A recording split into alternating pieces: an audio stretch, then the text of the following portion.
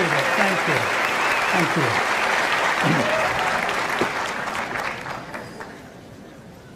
Well, it's a real honor to be with you tonight, and I hope I do not add to the problem of pain as I speak on this particular subject. The good news is that after I finish speaking on it as best as I can within the time that we have on hand, I'm going to be joined by two of my colleagues, Dr. Vince Vitale, who is a lecturer at Wycliffe Hall and Oxford University. He did his studies at Princeton and his doctoral work at Oxford. You'll hear more from him about him later. And Dr. Nabil Qureshi, who is actually also on our team. He is a medical doctor, but has also acquired a couple of postgraduate degrees in theological training and text of scripture and so on. They will tell you more about them as they come onto the platform, but I think it's wonderful for me to have them, at least for a couple of reasons. Number one, anything that I say that makes sense, I'll be glad to answer your questions about those. If it doesn't make sense, they will be answering the questions on those. For a couple of reasons. Vince Vitale, when he was at Princeton, then at Oxford, was not only a student of philosophy, but also was a light welterweight boxing competitor there, did extremely well. And anyone who has been in the business of inflicting pain ought to be able to justify it as to why that was done. And Nabil Qureshi, as a medical doctor, would have been on the other side of the ring, catering to the needs of the one that was felled. So he'll give you justifiable reasons for why he alleviates pain. Looking at two of them, I'm really glad they're here. And in all seriousness, I think you will find our time of interaction to be very, very meaningful. We come off various itineraries from different parts of the world and different kinds of audiences. And everyone knows that this is possibly the most daunting question that challenges any theistic framework, but also any naturalistic framework, because both worldviews have to explain, in the former case, how the doctrine that they hold to in terms of the existence of an all-powerful and an all-loving God can allow the kind of evil and suffering that we experience in the world. But from the counter perspective, those who deny the existence of God on the basis of such suffering then have to find a way to explain moral reasoning. Both of them have tried it.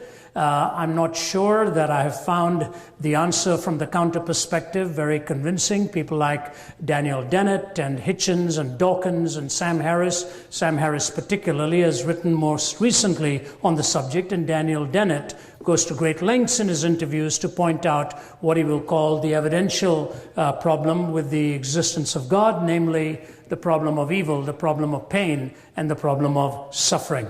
So with that as a backdrop, hopefully we will touch some of these authors as we go along, and certainly in the question and answer time, I hope we will do our best to interact with you. Let me just say that as a speaker and one who talks on themes such as these, although it's been a long time since this particular subject was assigned to me, certainly it comes from the floor, no matter what the subject is in the defense of theism, that we're fully aware of how tough these questions are. Anyone who minimizes it obviously doesn't understand the question.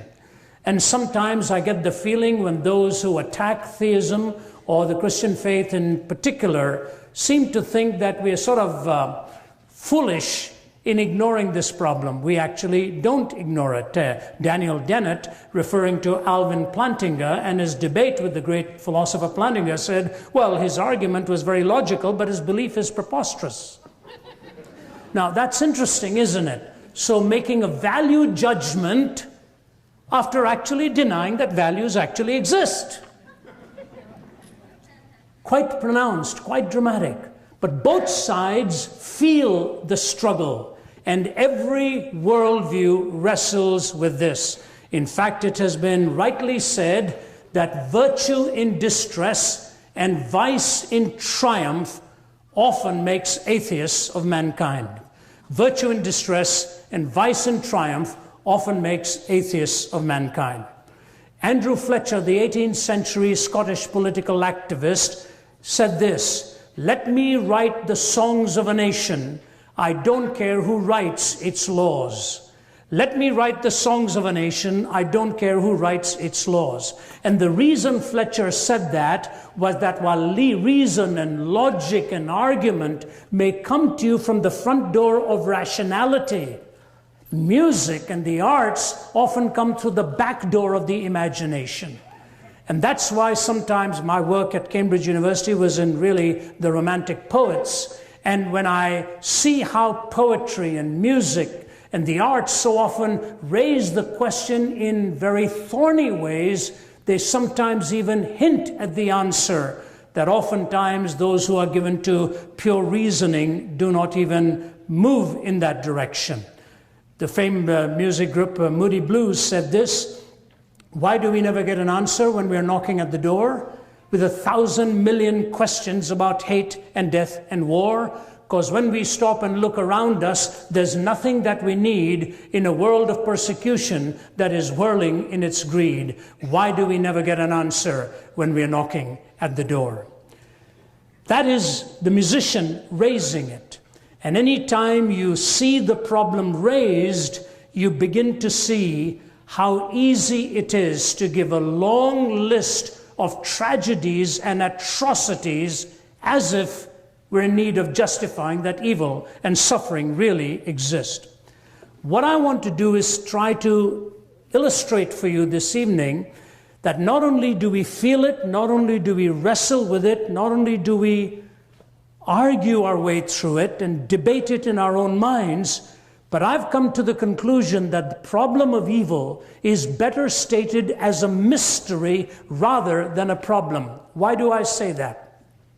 I believe a problem is very easy to describe. I think it was Gabriel Marcel who said that a mystery is a problem that encroaches upon itself because the questioner becomes the object of the question. So in a mystery, when it encroaches upon itself and you are part of the very question being raised, that becomes harder to answer. But a problem is easier to deal with. As someone said, getting to Mars is a problem, falling in love is a mystery. So let me repeat what Marcel says. A mystery is a problem that encroaches upon itself because the questioner becomes the object of the question. You and I are not outside of this question. We are in the question itself. I remember a medical doctor in the Middle East once describing to me how shocked he was to go through the experience of a heart attack, and he is a pain management specialist. He said, Ravi, I realized when I was in the throes of that heart attack how difficult it was to describe it. He said, when a person says, my arm is hurting, my leg is hurting, my head is hurting, it is as if whatever you are describing is experiencing pain is an appendage and something attached to the essential you. He said, when I was going through the heart attack, the only way to describe it was that I was in the pain. I was in the pain. The very organ that was intended to generate life instead was generating pain for me. And the problem of evil, I believe, is pretty much the same. Let's look at it first, the reality of it. David Hume, the skeptic, put it this way: were a stranger to suddenly drop into this world, I would show him as a specimen of its ills, a hospital full of diseases, a prison crowded with malefactors and debtors, a field strewn with carcasses, a fleet floundering in the ocean, a nation languishing under tyranny, famine, or pestilence. Honestly, I don't see how you can possibly square with the ultimate purpose of love. Interesting that the skeptic raises the question with the varieties of pain and suffering and then brings it to a closing statement on trying to square it with the ultimate purpose of love. Another existentialist put it this way: it is not science that has led me to doubt the purpose of God. It is the state of this world. It is this pitiless, unending struggle for existence among the nations. It is the collapse of our idealisms before the brute facts of force and chaos. that there is a radical twist in the very constitution of the universe which will always defeat man's hopes, make havoc of his dreams, and bring his pathetic optimism crashing in disaster. Purpose, look at the world, and that settles it for me. Now notice the first one, in raising the question, interjects the possibility, the impossibility of squaring it with the purpose of love. The existentialist says, how can there really be any purpose in life if all that we see around us in this pitiless, unending struggle for existence? So it's not science that was knocking him off any belief. It was just the fact that there was such despair and meaninglessness in the world that he saw around him. But second is the universality of the problem. Gautama Buddha, in moving away from being born a Hindu and in search of answers, looking at suffering and looking at old age, looking at death, looking at these sights as he was raised in a palace, left the palatial precincts and the comfort of it, ironically, on the very night that his first child, his son, was born. He left the palace, went away in search of answers to the problem of suffering. And by the way, the word he uses is the word dukkha, which is much more than the idea of pain or discomfort. Dukkha can best be described as an anguish that is so overwhelming to you, almost in the essential nature of who you are. So it's not mere philosophy. It's a struggle within that soulishness that is you, which is what Buddha was talking about. So he gave up his upbringing in Hinduism, renounced some of the teachings of the Vedas and the whole idea of the caste system, and he went in search of enlightenment, and then came up with his eightfold path and the Four Noble Truths, the first one of which was all life is suffering. And his conclusion was, if you cease to desire, if you stop wanting, you will eliminate any suffering whatsoever. So Buddha went along that path, which tells you there's a universality to it. Now, I was raised in India. My ancestors were Orthodox Hindu priests from the deep south. And I find it very fascinating that India, which is so intensely religious, is also a country that has lived with a lot of suffering and a lot of deprivation. The songs that they sing, the music that's so often present in their movies will oftentimes talk of the pain and suffering. And yet, with that pain and suffering is that intense sense of religiosity. And yet, if you move through Europe and the West and come into the United States and so on, with all of the prosperity and all of the comforts, we are gradually becoming more atheistic all the time. Fascinating difference where cultures in the midst of pain have sought answers for the spirit. Those in the midst of greater comforts are walking away from belief in God. Is it because we're more intelligent than them? Better qualified, more degrees, understand reality better than the great philosophers that have come from the East and continue to look at this as a struggle for the soul? So first is the reality, second is the universality, third is the complexity of the problem. You've got the metaphysical aspect of it. What is the source of it, which is what we wrestle with most here. Then there's the physical aspect of it, natural disasters. There's the moral aspect of it. How can an all-powerful and an all-loving God allow this? So metaphysically, physically, and morally, we struggle to find answers. But here it is.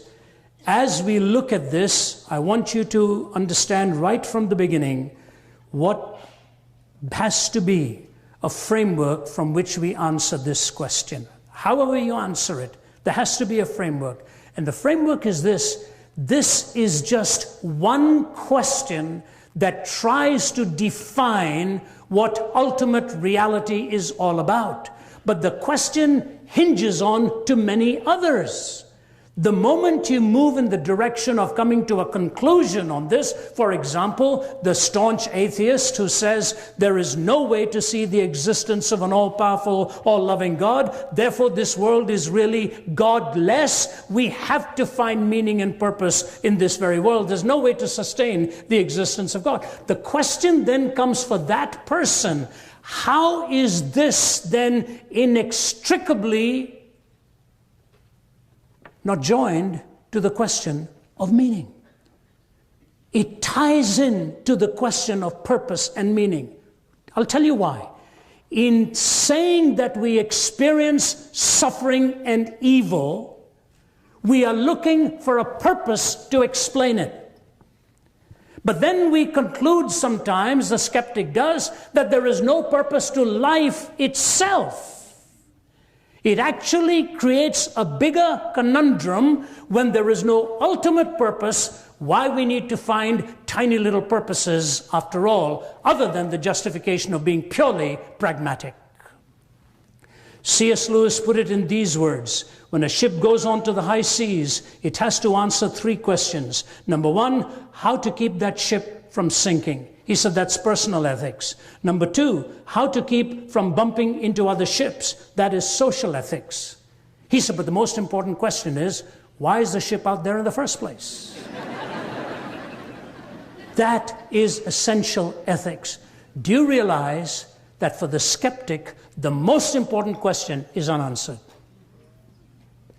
They can come up with sort of social ethics, sort of a construct we can create, or personal ethics, why it is not good for me to cheat you or lie to you if the species is to survive. But they've still not been able to give us what the purpose of life is all about. We're just here.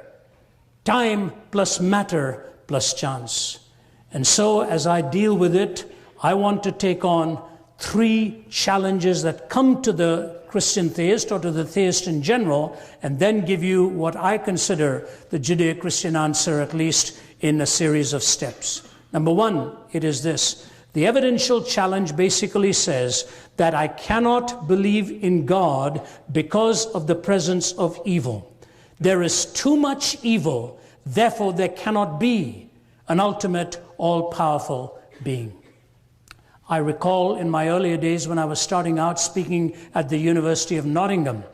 It was in the middle of my whole series of lectures, and I was talking once on the search for meaning. And a fellow stood up right at the back and he said, just shouted out at me, he said, there's too much of evil, too much of evil. There simply cannot be a God. So I said, can I interact with you for a moment? So he remained standing. I said, sir, when you say there's evil, aren't you assuming there's such a thing as good? He says, yeah. I said, when you say there's such a thing as good, aren't you assuming there's such a thing as a moral law on the basis of which to differentiate between good and evil? He paused and struggled with that a bit, sort of looking around and thinking. I said, let me help you here. I said, when Bertrand Russell was debating the philosopher Frederick Copleston, at one point Copleston looked at Russell and said to him, do you believe in good and bad? Do you believe there's such a thing as good and such a thing as bad? He said, yeah. He said, how do you differentiate between it? Bertrand Russell said the same way I differentiate between blue and green. Copleston said, wait a minute. You differentiate between blue and green by seeing, don't you? Russell said, yes. He said, how do you differentiate between good and bad? This great philosopher, mathematician, gave this answer. On the basis of feeling. What else? Now, Copleston was a kind man. Somebody ought to have turned to Bertrand Russell and say, Mr. Russell, in some cultures they love their neighbors. In other cultures they eat them. Both on the basis of feeling. Do you have a personal preference? On the basis of feeling? Really? On the basis of feeling? So, he said, all right, I'll grant you there's such a thing as a moral law.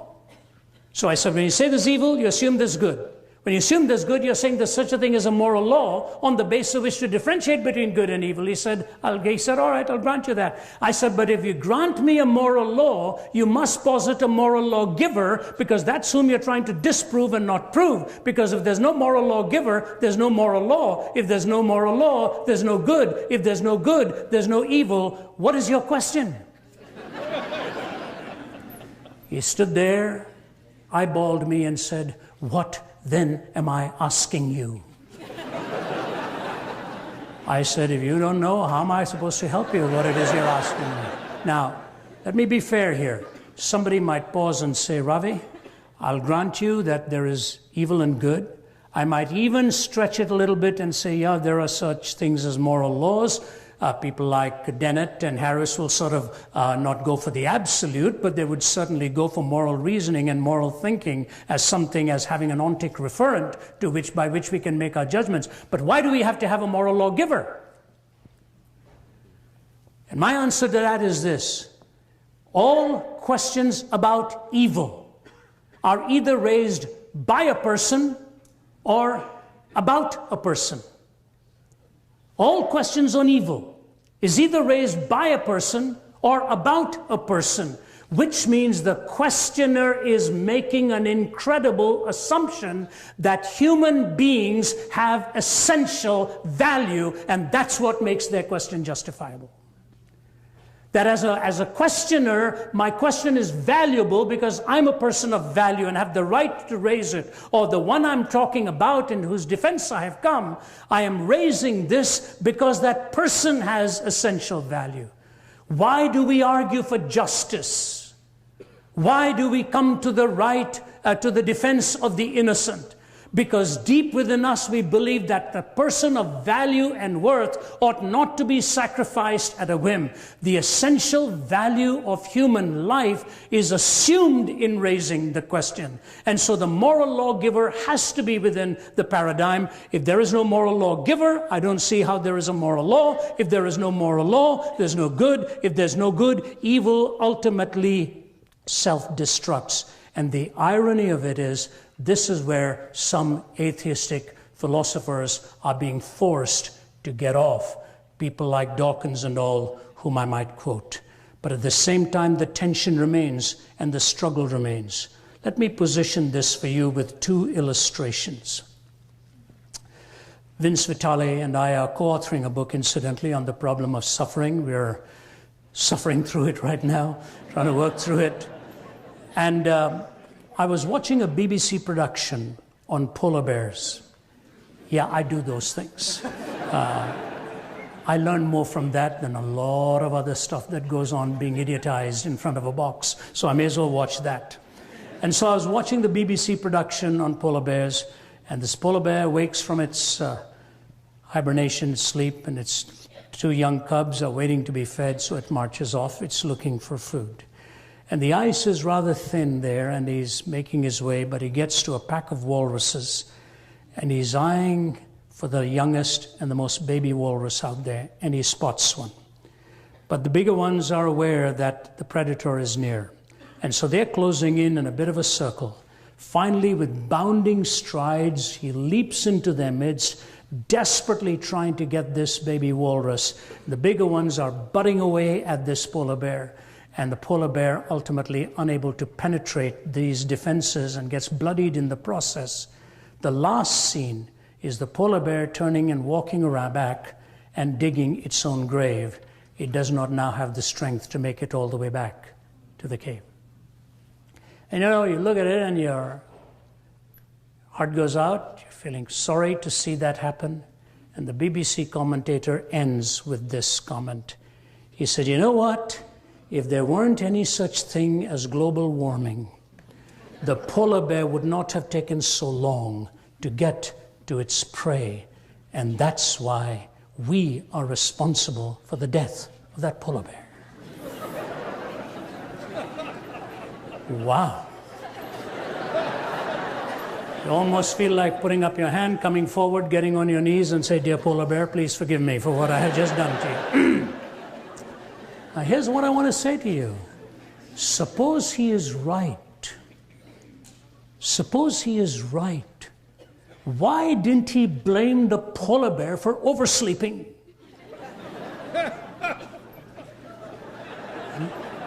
If it had got up a couple of days earlier, maybe it would have had more strength and got some other kind of prey.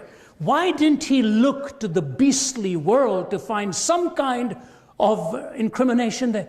He goes to us as human beings. You see, the inescapability of moral reasoning that comes around into the human heart, where you and I have to ask ourselves the question, if that is true, what responsibility must I bear for something like this? And I then have to take my personal responsibility in a world such as this. Second question, moving completely away to a different scene. My whole life has been surrounded by experiences that I never dreamed I would ever have. I don't know how many of you are even aware of my own journey spiritually. I was totally non-theistic, if not atheistic, growing up in this home, and I had no time for any of the religions in which I was raised. None. And at the age of 17, attempted to take my own life. And on that bed, when a Bible was brought to me, it's a long story, how my heart was changed, my life was turned. And subsequent to that, I never dreamed of all the experiences through which I was going to have to go in life to both enrich and to both plant questions within my mind in my pursuit of truth. I made my commitment to Christ at the age of 17. I speak to you now 50 years later. Is the most dramatic moment and the most incredible transformation that came about. And my father were here, he would tell you, of all my children, I never ever dreamed that this, my boy, would make anything out of his own life. And so traveling around, I sometimes watched things happen when I was in my 20s. I was in Vietnam, also in Cambodia. I saw the horrors of war. I saw dreadful mangling of bodies taking place on the side of the highway. And I thought to myself, it's incredible, absolutely incredible what I'm witnessing. And in the 1980s, during the Cold War, I was in Auschwitz. If none of you has ever been to a death camp, it would be the most sobering trip of a lifetime to go and see one. Not a concentration camp, a death camp. I'd been to concentration camp, Birkenau, Buchenwald, Dachau, and all of those. I'd never been to a death camp, but I was speaking at the universities in Poland and was taken one day to see it. When I walked through the rooms and saw what humanity had done to its fellow human being, and at that time the most educated nation in the world, inflicted by the rhetoric and the power of one man who seemed to think there was a super race and a better race that could eliminate all the weak ones in the world and make this a better world for whoever survived, the strong ones. In one room, there was 14,000 pounds of women's hair stashed behind glass. Women who were scalped before they were taken into the gas rooms, to the rooms where the poison gas was just released through those jets, and as they were stacked up like animals, collapsing onto their knees, being obliterated in Auschwitz alone at the rate of 12,000 every day. One room with children upon whom Mengele performed his experiments. Standing there, castrated little boys like that. If you looked into their eyes, you were just staring at absolute emptiness. And Mengele was doing his scientific experiments on them. As the rock musician would say, knowledge is a deadly friend when no one sets the rules. The fate of all mankind, I see, was in the hands of fools. So he was doing it. And then I walked over to the gas ovens there, and I saw a sign by Adolf Hitler. I want to raise a generation of young people devoid of a conscience, imperious, relentless, and cruel. Now here's the conundrum. Here's the difficulty. People like Dennett and Harris and all can pontificate on these ideas, how we can arrive at values. This is the whole search of Harris in his book, The Moral Landscape, that we have to solve this issue of value. Dennett in an interview keeps on repeating this thing. And he says, so long as we don't believe in absolutes. Well, that itself is an absolute statement. But apart from that, he comes through with this incredible comment at one point. He said, if within a culture you have certain values that you hold to, don't impose them on another culture. Isn't that an absolute? Isn't that an absolute? Absolutely. And so listen, here's what J.L. Mackie, the Australian atheist, says. Here's what he says. We might well argue that objective, intrinsically prescriptive features, supervenient upon natural ones, constitute so odd a cluster of qualities and relations that they are most unlikely to have arisen in the ordinary course of events without an all-powerful God to create them. The kind of configuration we need, says this atheist, to explain values and objectively, intrinsically prescriptive features, it's most unlikely to have arisen in the ordinary course of events without an all-powerful God to create them. And hence the atheist also, Michael Ruse, talking about the kind of answers that Harris and all give, he says illusionary answers. He said there is no way to get away from the fact that we struggle to explain moral reasoning. Think, for example, of what Kai Nielsen, the Canadian atheist, says. We have not been able to show that reason alone requires the moral point of view, or that really rational persons, unhoodwinked by myth or ideology, need not be individual egoists or classical amoralists. Reason doesn't decide here. The picture I have painted for you is not a pleasant one. Reflection on this really depresses me. Pure, practical reason, even with a good knowledge of the facts, will not take you to morality. It's an atheist. So where do we get off? We get off with Richard Dawkins. Here's what he says. In a universe of blind physical forces and genetic replication, some people are going to get hurt and other people are going to get lucky. And you won't find any rhyme or reason in it, nor any justice. The universe we observe has precisely the properties we should expect. If there is at the bottom no design, no purpose, no evil, and no good, nothing but blind, pitiless indifference, DNA neither knows nor cares. DNA just is, and we dance to its music. About 3-4 months ago, the Australian cricket team was in England, and they were playing these test matches, which last 5 days. People can never figure it out, how a match can last 5 days, but they do. If you love cricket, it's a foretaste of heaven. I enjoyed playing cricket. But there was an English cricketer by the name of Stuart Broad.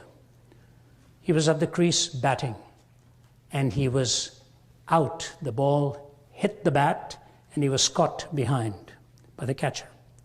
He knew it, everybody knew it, but the umpire didn't see it. Because the umpire gave him not out. Now you have an appeal, but they had run out of their appeals, and the Australian cricket team could not appeal of that. And Broad, because of the few extra runs that he made afterwards, ended up being the difference between winning and losing. You should have seen the outrage of Richard Dawkins. He tweeted, "I'm ashamed of being an Englishman here," he said. "This is not cricket. He should have walked. Stuart Broad is a cheat." And he wasn't prepared for the huge deluge of tweets that came. Richard, it's okay.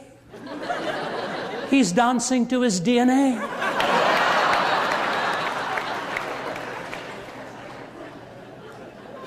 Fascinating.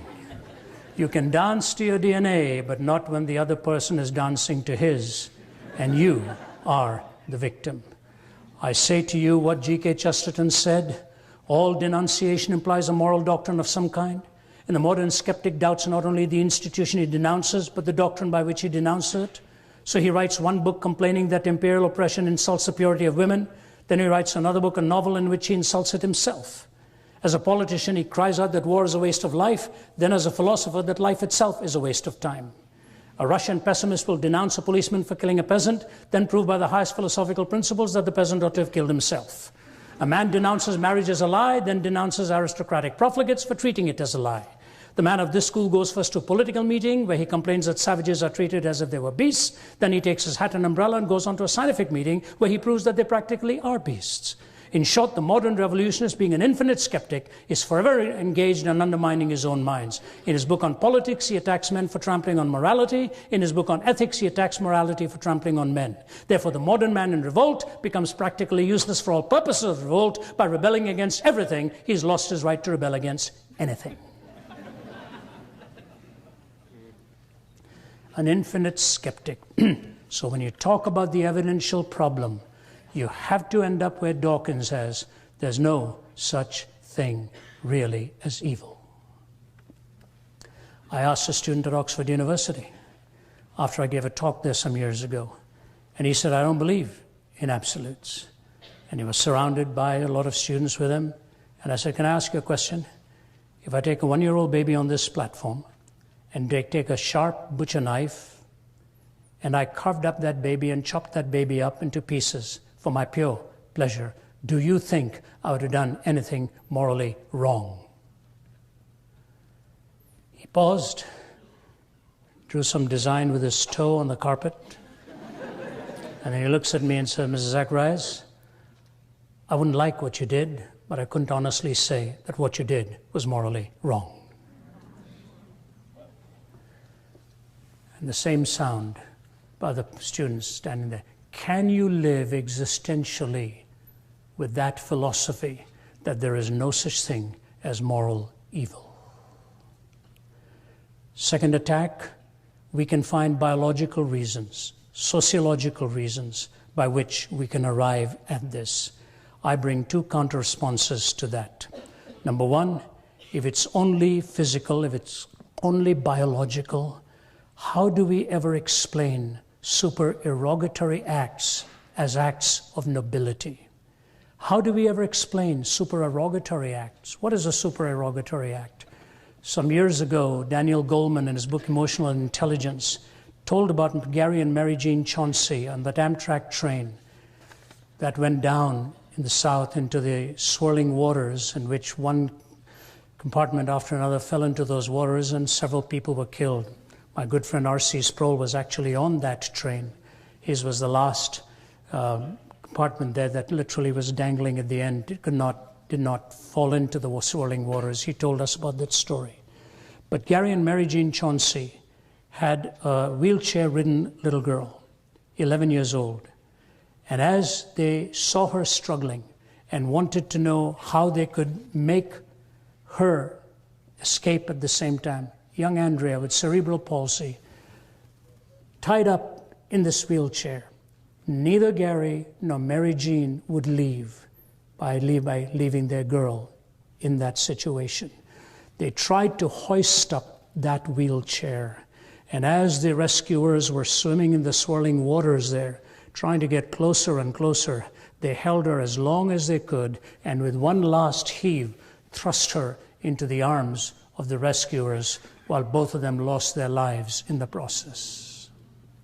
That's a supererogatory act against the natural instinct, because the fact of the matter is that little girl could not support herself. The weaker was protected by the stronger, whose life was sacrificed. You see the same thing in Molokai, in Hawaii, where I visited, and saw what Father Joseph Damien did in the rescue of people with leprosy. It's a beautiful island, but plagued by leprosy for many, many years, and Damien came from Belgium, took care of them. When Damien himself contracted leprosy and died, the Belgian government asked for his body to be flown back, and the people in Molokai said, please don't take his body away. We want him to be buried here. He loved us. He took care of us. And the stories are amazing of what Damien did for them. And finally, the Belgian government said, he's one of our heroes. We want him back here. So then they wrote and said, would you do us a favor? Can we cut off his right arm and keep the hand that touched us, that embraced us? And today in Molokai, Damien's right arm is buried as a memorial to the love and the grace that he showed to people who were deemed untouchable. A supererogatory act. But then there comes a second question. If bioscience and all leads us into ethics, the kind that Dennett and all talk about, here's my question for you. I've been to the Middle East many times. I've been on peace missions with religious leadership to talk to both sides of it. Sometimes I would hear answers and just crush my spirit and wondered if there was any hope. And when one of those, I shall leave the man unnamed, he was one of the leading part of a violent group out there, founded one of those terrorist groups. And I asked him a question. I can't really tell you what question I asked because it was a private conversation. But the answer that he gave was chilling, absolutely chilling. And I said to him, I can't leave here without responding to you in some way. I'm your guest, but I want to talk to you about this. So here's what I want to say. Listen to me very carefully. In all of our efforts to find some kind of naturalistic explanation for why we must be good, noble, kind, and I'm all for it.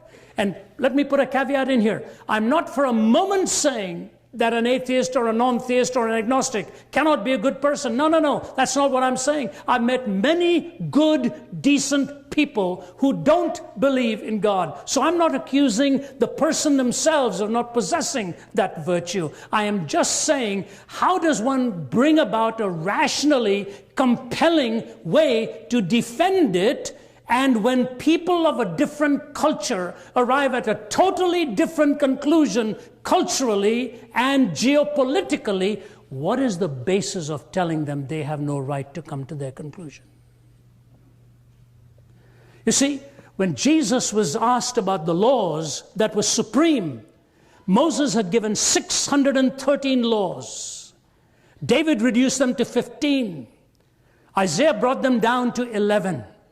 And then we see going on down that they're brought down further to 6. And then Micah comes up with 3, to do justice, to love mercy, and to walk humbly before your God. When Jesus was asked, what is the greatest commandment? I find it fascinating he didn't answer with 1. He could have done it. He said, you shall love the Lord your God with all your heart and all your mind and all your soul and all your strength, and your neighbor as yourself. He said, on these 2 laws hang all of the prophets and all of the other laws. You see, because of the first, the second follows. Without the first, the second is with its feet firmly planted in midair. That I am obligated to love my neighbor even with their disagreements of my worldview. I have no right to violate the sacredness of your life, your marriage, your property, and that which you treasure. Neither have you the right to violate the sacredness of my life and my home, my marriage, and my property. I think Jesus is spot on here. To love the Lord your God with all your heart and all your soul and all your mind and all your strength, and to love your neighbor as yourself. On these 2 hang all of the laws and the prophets. And so when we talk about somehow neurologically or biochemically coming out, we are ignoring a vast horde of humanity. I was sitting with 2 young guys from a completely different worldview in Jerusalem. And I have to tell you, we get into these places and they've been very good to me, even if they get rather loud. We'll talk. I've lectured at many, many campuses of a different worldview. And this guy looked at me and he said, let me tell you something. We will first take care of Saturday, then we will take care of Sunday. And I knew exactly what he was saying. That was his law. That was his commitment. And do I come to him and say, biochemically, I don't think you're responding with any sense of nobility here? It may have been my last statement. And I say to you, these counter perspectives are not answering the question. So I close with that and move quickly to my answers here. Viktor Frankl, who was in Auschwitz, said this: if we present man as an automaton of reflexes, as a mind machine, as a bundle of instincts, as a pawn of drives and reactions, as a mere product of heredity and environment, we then feed the nihilism to which modern man is in any case prone. I became acquainted with the last stage of corruption in my second concentration camp, Auschwitz. The gas chambers of Auschwitz were the ultimate consequence of the theory that man is nothing but the product of heredity and environment, or as the Nazis like to say, of blood and soil. I'm absolutely convinced that the gas chambers of Auschwitz, Treblinka, and Majdanek were ultimately not prepared in some ministry or other in Berlin, but rather the desks and in the lecture halls of nihilistic scientists and philosophers. Franco. And I bring to you that that is where one ultimately gets off, when you lose the essential value of human life and the transcendent moral order. Bertrand Russell paid the Christian worldview the ultimate compliment without even thinking about it. His quotation stands outside Mahatma Gandhi's home. And by the way, Gandhi traveled with the New Testament in his pocket all of his life, quoted from the Sermon on the Mount repeatedly. And Gandhi, as he fought for the freedom of his own people, Bertrand Russell says this incredibly, that's on a banner outside Gandhiji's home. Here's what it says. It is doubtful that the Mahatma would have succeeded, except that he was appealing to the conscience of a Christianized people. Here's an atheist complimenting the success of a pantheist because of the moral values of a theist. Fascinating. So, where do we go from the Christian point of view? I give you 6 thoughts, 1 or 2 I'll elaborate on, some I'll keep brief. Number 1, God is the author of life. God is the author of life. We can spend all of our time on the method used and the manner used and the time and all of that.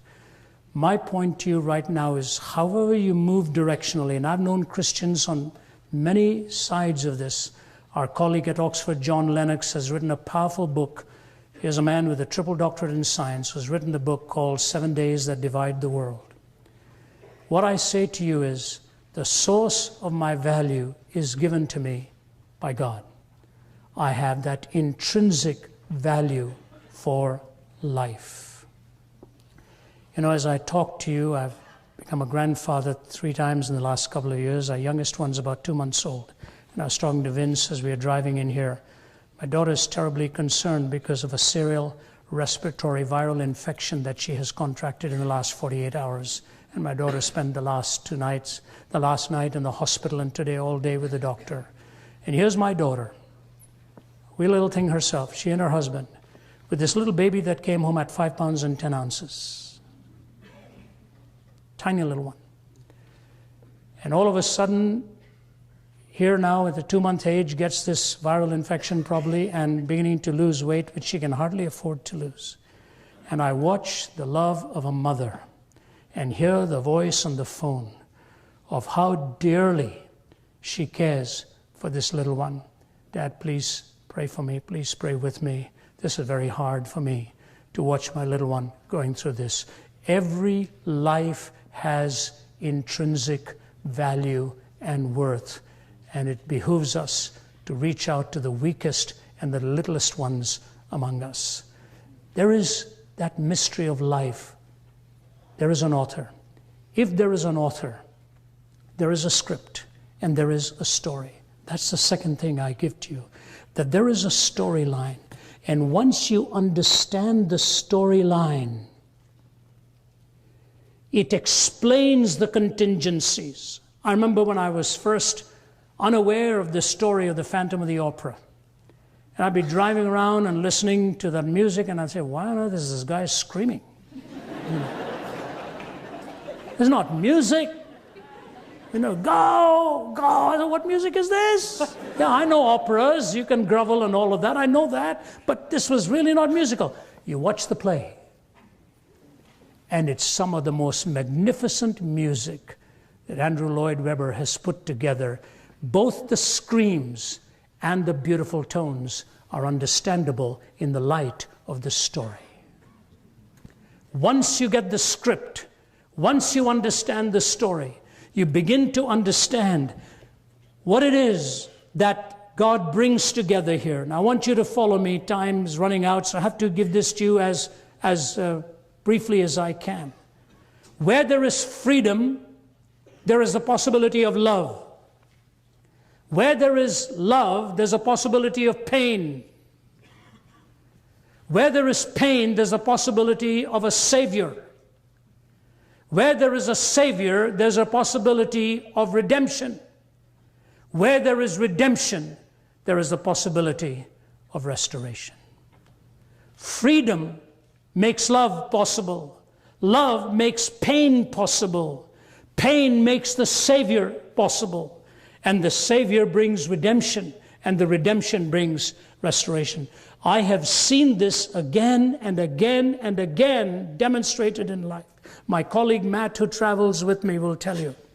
Just a few months ago, May of this year, I was in Manila in the Philippines, and unknown to me, a very prominent person in the country stood up at the end of my talk and walked up to the microphone, standing about 6'3" or so, handsome-looking guy, and his tears running down his face. He said, "You're talking about meaning, purpose."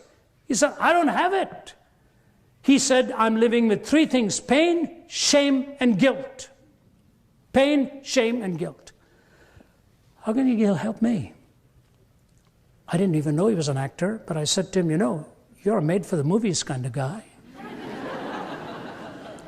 And I said, "You talk about meaninglessness." When we were driving back that night, I saw his face all over the billboards everywhere. He told me his story. He was a playboy in private, living a totally debauched life, and a drug addict to the core. Well-known film actor. If I named him, anybody here who comes from the Philippines will know exactly whom I'm talking about. I probably don't even name him. He was living this duplicitous, horrid life, videoed himself in all of his exploits. Somebody broke into his apartment, took all of those videos, put it on YouTube. He was branded the most hated man in the Philippines. So he comes to me, opens up, bows his head, and gives his life to Christ. He says, "I have a request to ask you." He said, "Ravi, please, can I travel with you as much as possible over the next several months? I just want to learn." So he's been covering all of the globe with us. Came to Indonesia, came to Singapore, came to Los Angeles a couple of weeks ago, and Malaysia, India, so on. A week ago, he writes to me. I could read his letter to you. I wept when I read it, and I sent it to my colleagues in the team. He said, "I want to tell you, when I came back to the Philippines, I wasn't expecting to see the terrible devastation." He said, "I've taken my valuables and I have auctioned them off. I'm raising money, and we've raised quite a bit. I'm personally going to fly out to help the suffering and the wounded and try to bring some meaning and help and hope into their lives." A few months ago, he was plundering people. Now, he writes a letter, and I say to myself, my goodness, what a story. What a script. The story is this. What is it? Number 3, that life is sacred. Life is sacred. And may I say this to you, the problem in the Christian life and the gospel is not that we are not moral. The problem really is that we are dead. We are dead to God. And Christ didn't come into this world to make bad people good. He came to make dead people live. The grace of Christ brings you to worship. Now, I want to point out 2 things, and my next few comments will be very brief. It's this. When we talk of the purpose of life as worship and intrinsically sacred, follow me now, please. The greatest question the big 3 raised of Socrates, Plato, and Aristotle was this. How do we find unity in diversity? How do we find unity in diversity? That's why we created universities, to find unity in diversity. That's the whole meaning. That's the whole meaning. And by the way, I commend you for your motto. Do you know what precedes what your motto is? If you abide in my word, you are my disciples. Then you shall know the truth, and the truth shall set you free. Truth's not standing again with his feet in midair. And so the whole idea of the sacred and the big three looking for unity and diversity, where do you find it? That's why we came up with the word quintessence, because they gave us four: earth, air, water, fire. Somebody said, that's not unity. We need a fifth essence that unites these four essences. That's the fifth essence. America was founded e pluribus unum, to find unity in diversity. Boy, it doesn't look like it very much right now. But here it is. How do we find unity in diversity? That question haunts all of us. Archbishop William Temple said, worship is the submission of all of our nature to God.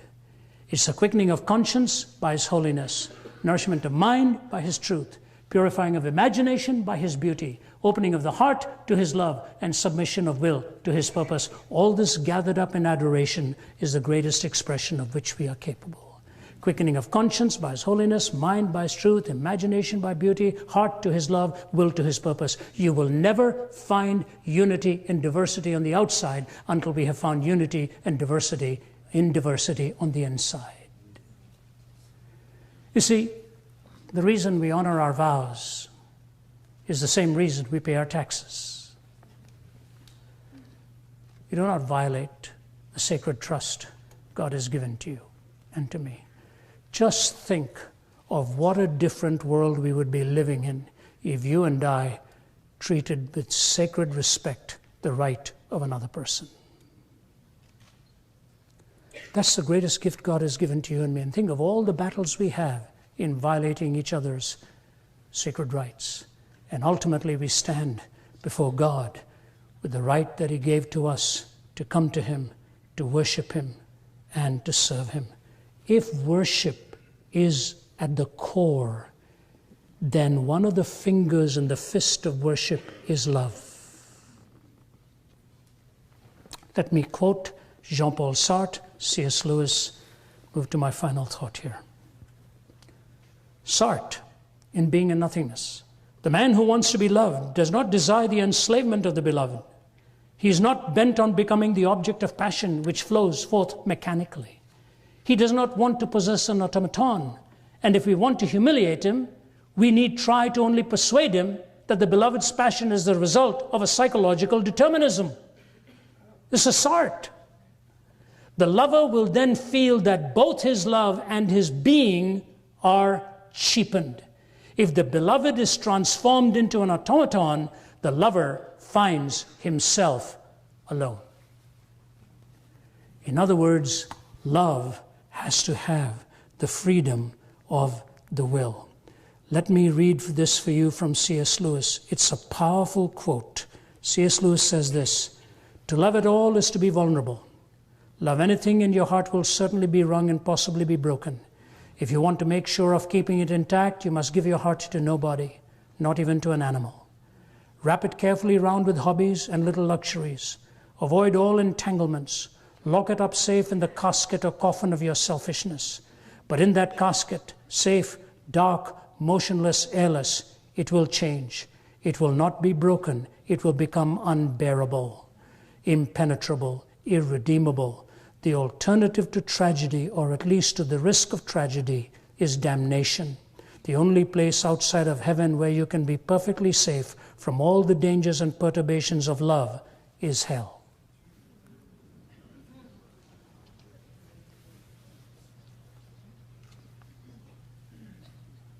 Fyodor Dostoevsky said, when he was asked to define hell, he said, I can only think of one statement: the inability to love.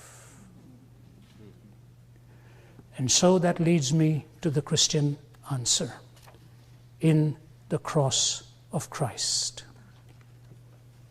You know, I find it amazing that those two pieces of timber you see all over the world, and as the suffering ensued, and he says, for this very purpose did I come into the world.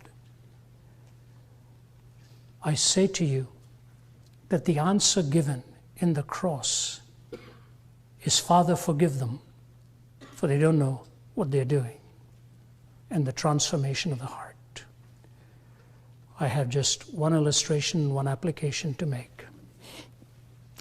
If you go to Baton Rouge, Louisiana, where I was some months ago, and visiting a prison, the Angola prison.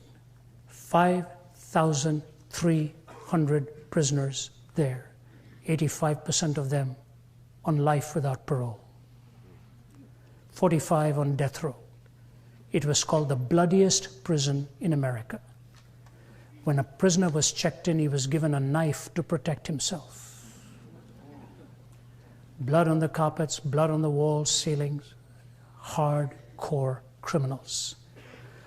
I spoke to them 2 or 3 times. The last meeting, 700 live and piped into every cell.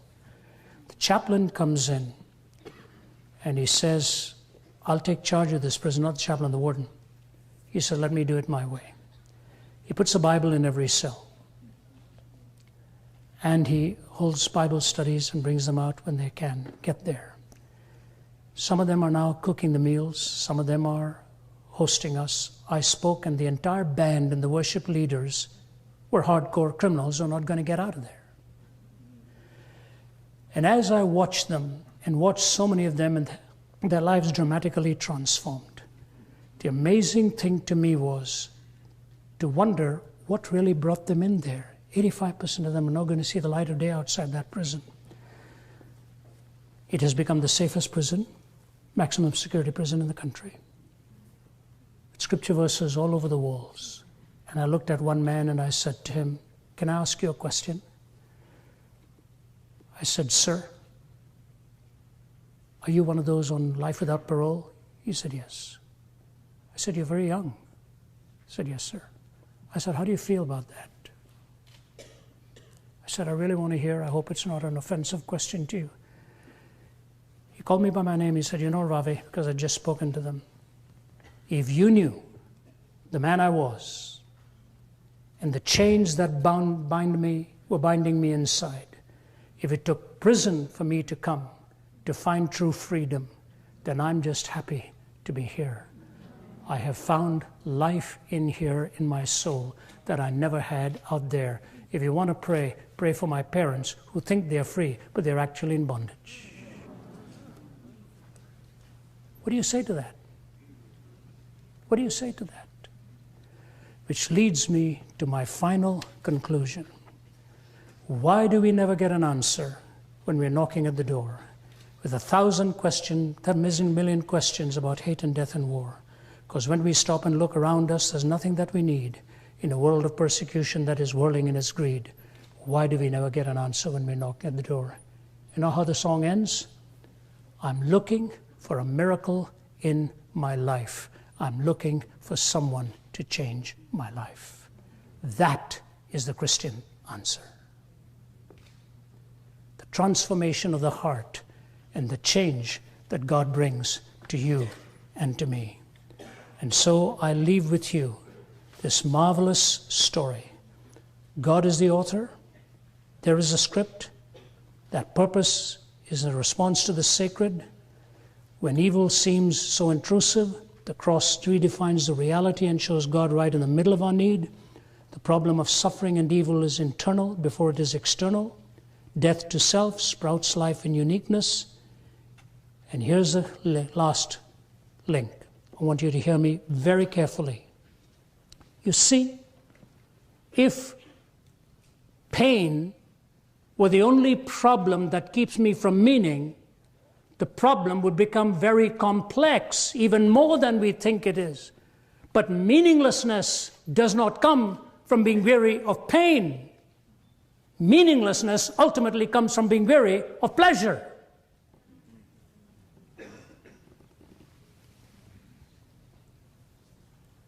Chesterton said that. The loneliest people in the world are those who've exhausted pleasure and come away empty. I wrote a book on an imaginary conversation between Oscar Wilde and Jesus. I called it Sense and Sensuality. It's part of a series. The first one was Jesus Talks to Buddha, The Lotus and the Cross. Second one was Sense and Sensuality. Jesus Talks to Wilde. The third one was The Lamb and the Fury. Jesus Talks to Hitler. There were half a dozen others. Oscar Wilde, lying in bed in Paris. I visited that hotel. Died in his 40s. He turns to his lover, Robbie Ross, and he says this, listen, Robbie, did you ever love any one of those young boys for their own sake? Wow. A hedonist on his deathbed wanting a definition of love. Did you ever love one of them for their own sake? He said, no, I didn't, Oscar. He said, neither did I. Bring me a priest. And in his poem, The Ballad of Reading Gaol, he said, only the blood of Christ now is able to cleanse the stain in this heart of mine. Interesting that a hedonist, for the verse to be put on his grave in Paris in a massive phoenix, the verse that he chose was the verse from the book of Job on suffering. He had exhausted pleasure and found no meaning. So the problem is not just pain. The problem is pleasure, which means sacredness is at the core, and worship is the ultimate glue that puts life back together. That's our mission. That's what we talk about. And I want you to know, if you sincerely search that, I think you'll find why it is that the worldview comes together with the mystery and ultimately the script that God gives to you and me. You've been a very patient audience, and I want to thank you very much for being here.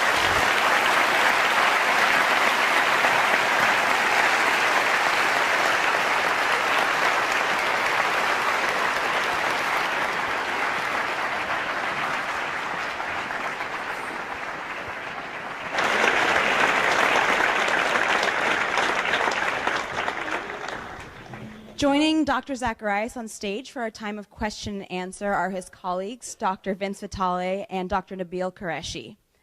Dr. Vince Vitale is a faculty member at Oxford University, where he wrote his PhD thesis on evil and suffering. Before that, he taught at Princeton University, where he received his bachelor's degree. Dr. Vitale is a member of Ravi Zacharias International Ministries and is passionate about the intersection of faith and athletics. Dr. Nabil Qureshi has lectured at universities all across America. He holds an MD from Eastern Virginia Medical School and a master's in religion from Duke University. Dr. Qureshi comes from a Muslim background and is especially interested in the early history of Islam as it relates to the foundations of Christianity.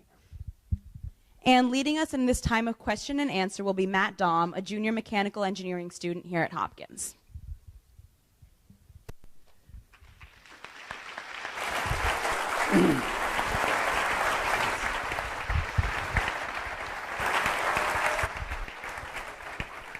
Thank you, everyone, first off, for being so patient and willing to move around. Everyone in the overflow rooms scattered across campus, we really appreciate everybody's willingness to cooperate, as we have so many people, and praise God for that. We're going to get into a time of Q&A, and so right now I would like to ask the people who fall under the category of students and faculty, and if your name does not associate with student or faculty, hold on tight. But students and faculty, if you have any questions, there's a microphone here. We'd ask you to line up now.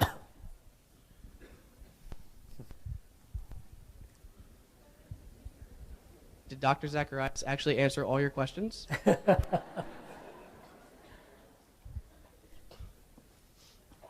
All right, fair warning. Here comes one. So, anyone? Okay, all right. This gentleman gets to go first. Take your time, sir. Well, okay, anybody else that would like to ask questions for Dr. Zacharias may line up now. For our friends up in the balcony, if you're feeling like it's hard to get down here, if you want to write your question on a $20 bill, fold it into a paper airplane and throw it down here, the chances of your question being asked are very high.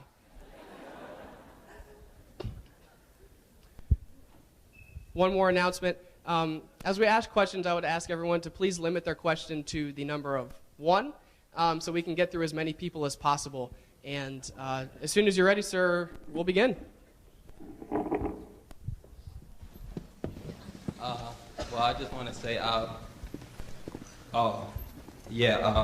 just want to say that I really appreciate everything Dr. Zacharias and, in fact, the entire ministry, but especially Dr. Zacharias, are very much appreciated follow your ministry. So thank God for you in every way. And I guess my question is not so much inquisitive, but more for practical application to my own life, and being ministers and ambassadors of the gospel of Christ, and being apologists as well, and covering so many like a broad spectrum of topics. Where do you find the balance in really, I guess, centering everything around the cross? Because your lecture was very powerful, and I think it really hit to the core of a lot of subjects.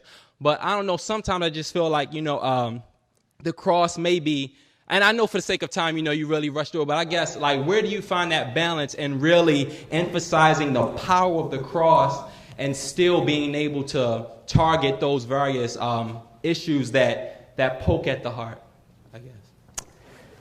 It's a great question, and of course, my colleagues will probably be happy to answer that too. They're of more recent vintage. I'm the dinosaur in the team now. I've been around for a long time. Truth comes from so many disciplines, and truth will ultimately be unified if you have believed the truth as it can be measured in that discipline.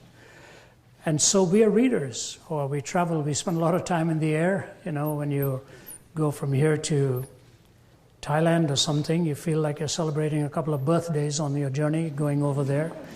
We just have to read, we have to study, we have to understand. And at the same time, we have families, we have commitments, we have values by which we must live. You're at one of the most prestigious universities in the world. You're researching. What a privilege it is for you students to be here and enjoy what probably millions of other students would love to have.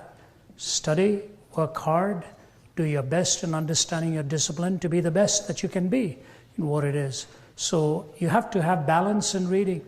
You can't just read in one discipline. You have to reread in philosophy and history and science, in epistemology, truth issues and psychology and social theory, and of course biblical subjects, theology, New Testament studies, Old Testament studies, languages and all of that. It's very hard work, and if it's properly done, it has to be kept in balance. It's the same way with life itself. You cannot live at the extreme of work. You have to have the balance of respite and rest and quietness and all of that. So just distribute your reading and make notes as you read so that you can recall when you need to recall what it is that you actually read. It's important to keep that. So keep a balanced life. Simple. Yep. Thank you very much. And, I think for everybody's sake, you can just stand really close to the microphone so that we all get a chance to hear the question. All right. Coming in good? Yes. All right. For Ravi, Vince, and I'm sorry, Nafil. Excuse me. Question being, if we are to accept, if one is to accept individual ethics, social ethics, and also what do we require? Epistemological ethics, the ethics of the general type. If we look at something which we would consider to be like a deontological imperative, when we're dealing with atrocities being committed by proxy, such as our tax monies going towards warfare, going towards espionage, and other things which are morally contemptible. You were obviously being listened to. Yeah. Isn't that saying something? That's the NSA. Did the mic die on me? I believe the mic died. I hate to tell you this. The microphone. I killed the mic. I hate to tell you this. That was the NSA listening on to what you're going to say. Go ahead. If I may continue. So if these things are truly present in our society, what is the obligation on an individual who has accepted universal ethics of that type? And where there is inaction, is it not a consequence thereof that the individual bears a certain responsibility? And where does that deontology more or less give the cause, for response? Sure, I'll say something to that. I think it's a decision that everyone needs to make in terms of specifically where our consciences are telling us things that we're a part of that are wrong. The example in my mind that comes back to me most recently was actually an atheist that challenged me on this sort of point in this sort of environment where he stood up in the back and he said, after a talk, he said, I know I'm a sinner because I had a beer last week. And I looked at him like, that's an odd thing to say. And everyone laughed. And then he said, no, I'm serious. He said, I every week indiscriminately spend my money on things simply for my own luxury when there are people who are starving in the world. And I had never had someone put that to me so directly. And it just made me think about what are the things that I'm complicit in? What are the things that my money goes to? It was largely the way that the early church in the first 2 or 3 centuries used the money that God had entrusted to it, that it grew. It was largely because during the plagues of the 2nd century and the 3rd century, you were statistically more likely to survive if you knew a Christian. And that's one of the major reasons that the church grew initially. So I think your point is well taken, and I think it's precisely when the church is really being the church, really being what God has called it to be, by saying, how do we use what we have been entrusted with, and how do we take responsibility for what we're complicit in, that we actually love our neighbors in such a way that people will want to join that community. So continue to think about those things, but hopefully that's a starting point. Thank you. You wanted to say something, Nabil? No.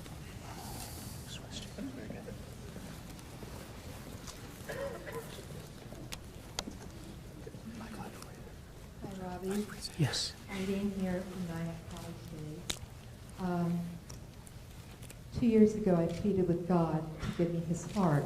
Can you hear me? Can you say again, please? 2 years ago, I pleaded with God to give me his heart. Since then, my husband and I have experienced a series of heartbreaks. Today, I had a CT scan performed at Hopkins because of a suspicious nodule on a chest x-ray. My breathing has worsened considerably. I am still suffering with presumptive MS of over 30 years. Why has our suffering escalated and in a state of perpetuity since praying this prayer?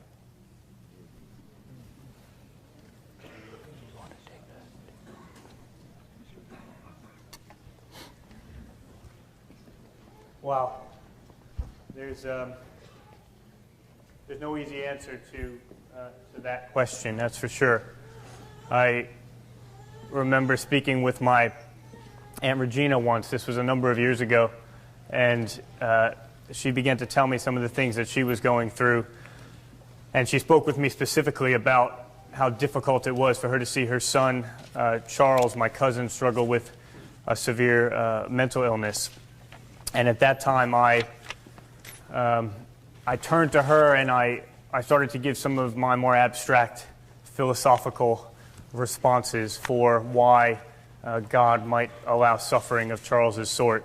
And she listened to me really generously, really graciously, and then she turned to me and she said, Vince, that doesn't speak to me as a mother.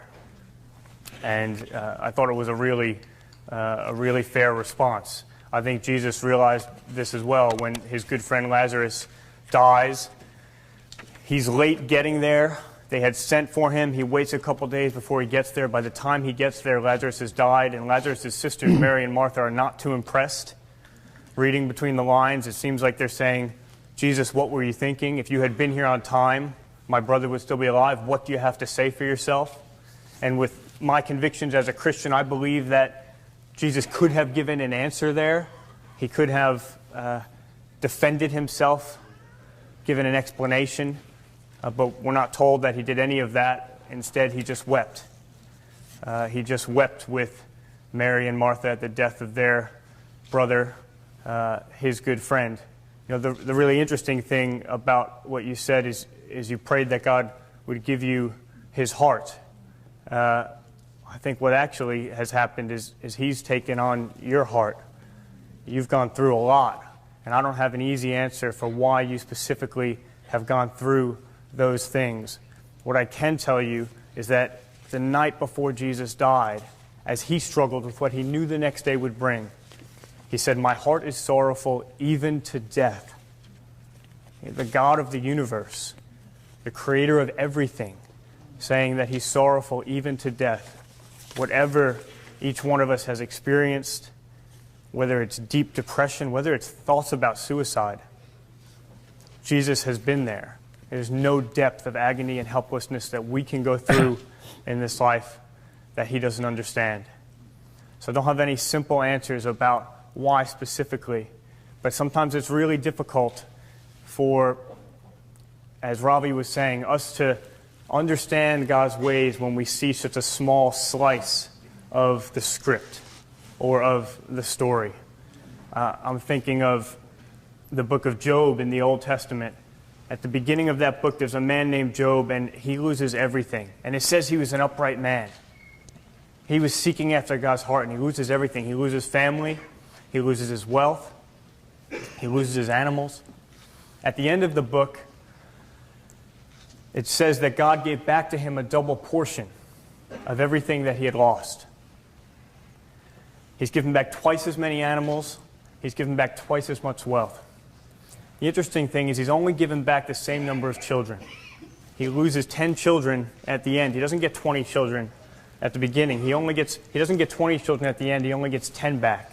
And I had never known why that was the case. I read a commentary recently, and they suggested maybe this is one way to read the passage. Maybe that's because Job didn't lose the 10 children at the beginning. Maybe he's just not with them for a time. And maybe just giving 10 back at the end of Job's life was to give him that double portion of 20 children. What if it's the case that what we see is literally just the first few moments of our lives? What if it's really the case that one day there's going to be a place where the Bible says God himself will wipe every tear from our eyes? There will be no more death or mourning or crying or pain. What if one day Job will be reunited with all of his children? What if one day so much of what appears lost in this life is actually only lost for a time? So I don't have a simple answer for you, but I do believe that I have a God who gives hope, and that will be my prayer for you.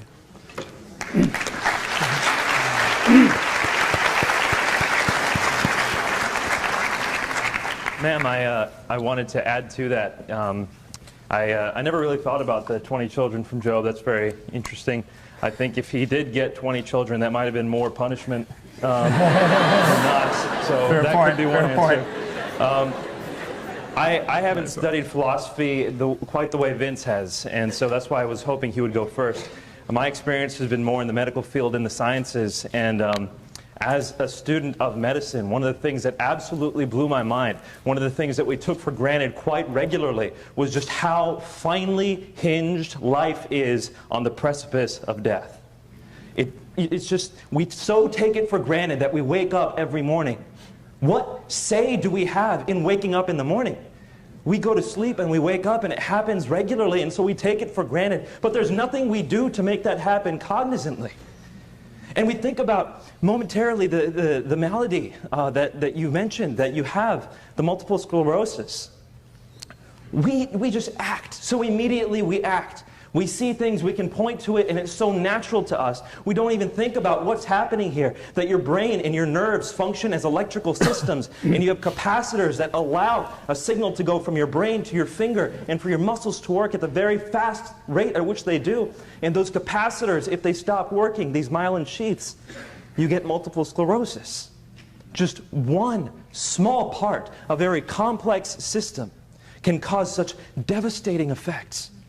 And as painful as it is, I think one thing that you have probably learned is just how beautiful it is and how much people take it for granted when this amazingly complex system works the way it ought to. Something we take for granted every single day. And I know when I pray, early on when I began to pray as a Christian, you know, I was a Muslim formerly, and part of my prayer was the 5 daily prayers. It was very scripted. Everything was scripted. The only thing I got to choose in my 5 daily prayers was which portion of the Quran to recite. So when I began to learn how to pray as a Christian, these improvisational prayers, I said, what am I supposed to pray? And I'd look at my hands as I'm praying. I'm saying, I got 10 things to pray about right here. Every single thing. And what if I didn't have these? I mean, my whole life would be absolutely different. And so you have learned that message, unlike many of the rest of us will ever be able to learn it. But the other thing that I learned in the process of transitioning from Islam to Christianity, the other thing that I learned was that God, according to Islam, we don't learn this. God did not stand apart from your suffering. He didn't watch you suffer and say, I want to see what she ultimately does. I want to see what way she finds for herself. God takes a look at our suffering and says, I cannot remain aloof from that suffering. I will enter into it. You know, Jesus could have come as a prince in a human sense. He could have come with power. He could have come at any time in human history. He chose to come at a very specific time when people had invented how to execute people the most painful way ever devised. The most humiliating way ever devised. God said, that type of suffering, which goes beyond all other suffering, that's what I will choose to take on for myself. He entered into it. And why did he do that? Out of love for you. He didn't watch you suffer and stand aloof. He took that suffering upon himself so that he could show us what true love was all about. And you are learning this in a way none of the rest of us will. And so I praise the Lord for who he is, and I praise the Lord for who you are. You were designed before the creation of the world. This is also a Christian truth. You were designed before the creation of the world with every single aspect of you in mind. You are not incidental. You are not random. You are not an accident. You are a loved creation of God. And that is absolutely amazing. So if I can encourage you with anything, it's who he is and who he's made you to be.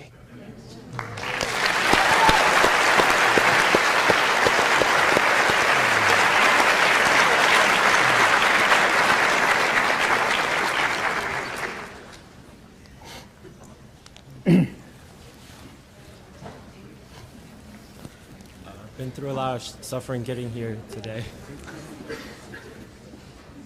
I've been through a lot of suffering just getting here today. And my question is regarding the grace of God.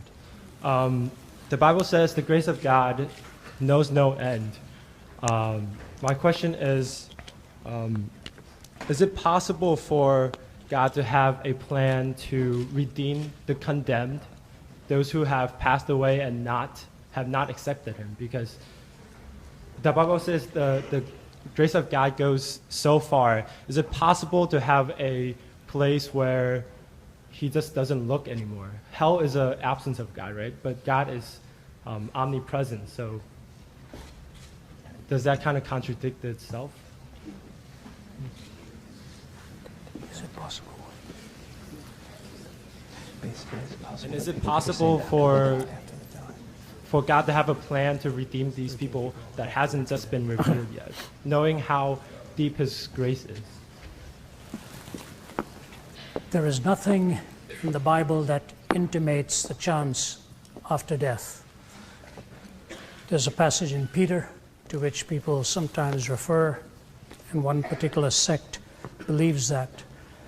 What I have found is that wherever I have gone, I am amazed at how God has been able to reach people in places that I never even thought his voice would have been heard or the gospel would ever have been preached. I don't know if you've ever read the story of Sammy Morris from Africa. It's called The March of Faith. How he came out of that tiny little village and somehow was a stowaway on a ship, arrived in New York, and went looking for somebody who could open up life for him. And when Samuel Merritt gave him the gospel, he said, that's the one I've been looking for. That's the name I never had, but that's the Savior I have always wanted. And in fact, Taylor University, where he went and attended, has the chapel named after Samuel Morris. I think you and I need to bear in mind that God, who is omniscient and omnipotent, has a way of reaching people way beyond what you and I may actually imagine. Let me give you my own personal illustration. I had never cracked open a Bible on my own in my life. And when I lay on a hospital bed there, the last thing I really expected was a Bible to be brought to me. And yet this individual comes in to my hospital room, gives me that Bible. I couldn't hold it because my body was totally dehydrated with the poison that I'd taken and all the moisture that I'd thrown out of my system. I couldn't hold it, so he gives it to my mother. My mother, reading in the King James language, didn't do very well, but she was reading through it in John chapter 14. And I had to ask myself, how did this happen? That I, as a total destitute, am lying in a hospital bed and this man comes in with a Bible to give me the scriptures to read. This man ended up, he's an Indian man, ended up living in California, and he passed away in February of this year. And I spoke to him a few weeks before he died. I phoned him, he was living in a lot of pain. And he said this to me on the phone. I quoted it at Princeton that night, and I didn't know his daughter was listening in on the phone. And she asked if she could put it as one of his eulogies on the website because he just passed away the week before. He said, Ravi, I sometimes wonder if I came into this world just in order to be able to come and bring this Bible to you in the situation in which you were. You know, I started crying on the phone, and I said to him, I said, you know, Fred, God had a lot more for you in life than just that. He found it totally fulfilling that whatever prompting he had in his heart to bring the scriptures to a desperate young man at 17 and give him the verse from John chapter 14 where Jesus said, because I live, you also shall live. God has amazing ways of reaching people in places that you and I would never, ever dream about. Let me give you one more illustration of this and I'll be seated, and after that. My brother-in-law, Sundar Krishnan, came from an Orthodox Brahmin Hindu family. We grew up together. I've always said, I thought for a lot of time that he liked me, found out he liked my sister. He's my brother-in-law now. He was a nuclear physicist for the Atomic Energy of Canada, gave that up. In the peak of his career, was a chief safety expert, went into Christian ministry. His father and mother, quite orthodox in their beliefs, Sundar would talk to them, I would talk to them, they would sit listening. And the father was a very, very sophisticated thinker and a very moral man. He never said much. You read C.S. Lewis, you take me into a side room and ask me some questions. Sometimes he didn't want to do it openly. At the age of 85, he died. It was on Thanksgiving weekend, Canadian Thanksgiving. And he was lying in bed there, and my sister told me, we walked into the hospital with my children and all of the relatives, and he's lying there in bed, and he said, I want to say something to all of you. You know the kind of life I've led. You know the manner of truth I have pursued. You know who I am. I've done my best never to cheat anybody, never to defraud anybody. But he said, I'm dying now, and I know my end is near. So I want to answer the question I have pursued all my life. What is the way to God?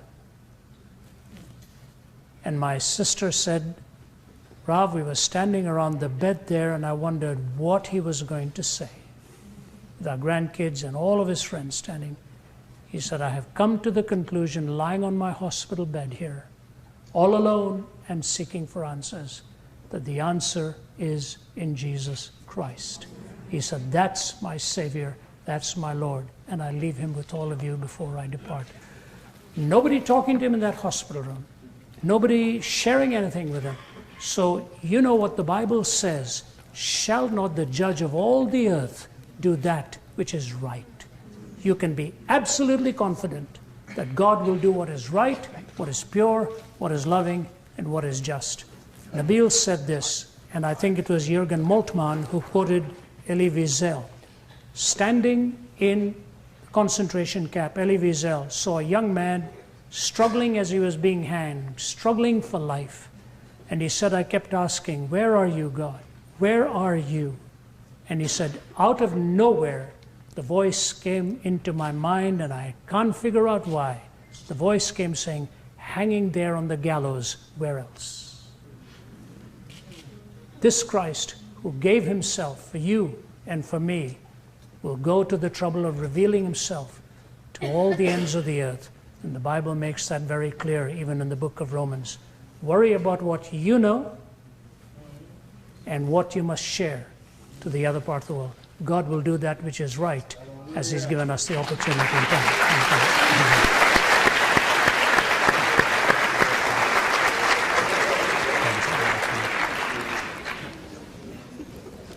Hi. Hi. Hello. Hi. Yes. Okay. Hi. This is for Ravi. So, like in the very beginning of your argument, you said that humans have a very impredicative understanding of reality, and as you said, when we are not asking the question from the outside because we are actually within the question. So, like my question is, what makes you so sure that there exists an absolute reality for which there is a moral system to define? You know, what is to stop the existentialist from saying that there's a plural of realities, and reality is actually subjective, which makes moral subjective as well, morality subjective as well? Just repeat the last line. What is to get the existentialist from? You know, like, what's to stop the existentialist from saying there in fact exists a plural of realities, and because reality is subjective, morality is subjective as well? Sure. Yeah, I don't see a point of tension there, but let me see if I can clarify that, and if any one of you men want to pitch in, it's this. I've always said I have a 1, 2, 3, 4, 5 grid in which I come to the knowledge of God and reality. One is the claim that Jesus made, I'm the way, the truth, and the life. No one comes into the Father except through me. So when he made that claim, he's making a truth claim. He's making an exclusive claim. Now, that does not necessarily mean it's the truth, but that's what he's claiming. He's claiming to be the unique and exclusive truth. And one of the properties of truth is that it does exclude. Truth, by definition, makes an assertion that excludes the contrary position. Now, how do I know what he claimed is to be true? You have two tests for the truth. You have the correspondence theory and you have the coherence theory. Correspondence means particular claims, when tested against reality, correspond to reality as it actually is. So when the prophetic schema from the Old Testament, all the way from the 5 books of Moses down to the prophets and the laws and so on, you see the hundreds of prophecies that were made in there. Did they correspond to reality? If you go to the book of Daniel and go from 9 through 12, it's incredible the prophecies Daniel made in the late 500s before Christ. He talked about how there would be the 4 kingdoms and how 4 would be reduced to 2 and 2 ultimately to 1. And you see after Alexander the Great, the 4 generals that took over, and then you see the Ptolemaic and the Seleucid empires, and you see the emergence of the Roman Empire. And then it says a stone that no man could cut from nowhere would come and shatter this single empire as well, referring to Rome. Late 500s, when Babylon was in power, to see all the prophetic schema. So, corresponding to reality.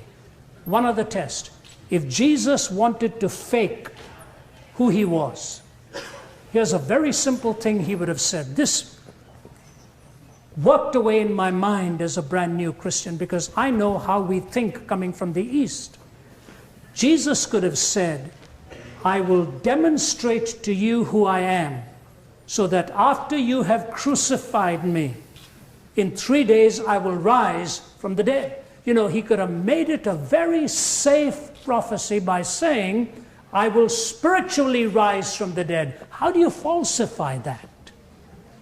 If he were just going to spiritually rise, there's nothing you could bring, not even the body, to falsify it, because the protagonist would have said, yeah, he never said he'd bodily rise again. He just said he'd spiritually rise again. So in presenting his body, you've not proved him wrong at all. That's the kind of claim he would have made. But instead he said he would physically rise from the dead, bodily rise from the dead. Even after that, that's what prompted Thomas, who went to India with its 330 million deities and came to India to proclaim Jesus and paid with his own life. He said, unless I see, feel, and touch, I'm not going to believe. And when the risen Christ came to him and he reached out and touched his hand and bowed and worshipped, the Greek words say, ho kuriosmu, ho theosmu, my Lord and my God. And Jesus said to him, you know, you've seen and believed, blessed are those not having seen, believe. Correspondence theory. And then coherence. The questions that we ask and the confluence of answers given have to cohere. So it's not just a case of multiple choices. The correspondence theory and the coherent theories have to come together. So if you talk about the existentialist, of course, there's a wide array of them, all the way from Nietzsche to Sartre to Heidegger to Camus and so on. Wide variety of existentialist thought. But they themselves, Sartre on his deathbed says, I find my existential view of the way I've defined it incoherent and unlivable. I've footnoted that in my book, The Real Face of Atheism. So you've got one question, two tests, correspondence, coherence. How do you narrow the tests? Logical consistency, empirical adequacy, experiential relevance. 1, 2, 3. 4 questions. Origin, meaning, morality, and destiny. Origin, meaning, morality, and destiny. 5 subjects: God, reality, knowledge, ethics, anthropology. You bring these 5 subjects to be studied, the 4 questions to be answered, the 3 tests for truth, the 2 categories, and the 1 question, and you will find that there cannot be a multiplicity of answers, but the only one who really meets the test from 1 to 5 is the one who claimed to be the way, the truth, and the life. So it's not just a whim. It's very well put together in the answers that Jesus has put for you and me. Thank you.